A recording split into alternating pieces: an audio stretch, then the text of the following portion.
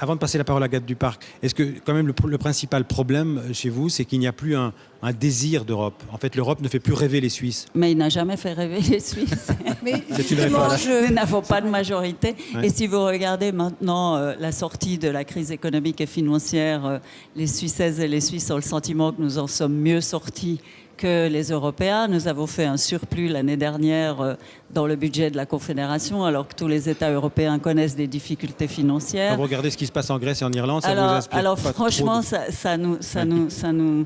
je dirais que la volonté et le sentiment pro-européen est moins présent aujourd'hui Moins que qu'il jamais. pouvait l'être Ouais. il y a quelques années. Agathe Duparc, mais qui très brûle. concrètement, qu'est-ce que la Suisse perdrait à adhérer à l'Union européenne? Si on était Écoutez, synthétique. nous avons maintenant des accords dans des domaines où nous voulons un partenariat avec l'Union européenne. Il y a des domaines où nous n'en voulons pas. Par exemple, le domaine des services.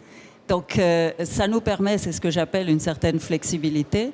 Ça nous permet aussi d'avoir des politiques complètement autonomes en matière de monnaie, en macroéconomie. On a des taux d'intérêt qui sont ce qu'ils sont. On a une banque nationale.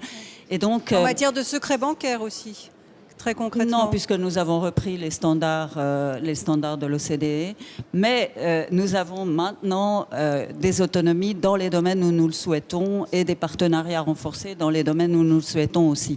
C'est ça l'avantage de la voie bilatérale, si vous voulez.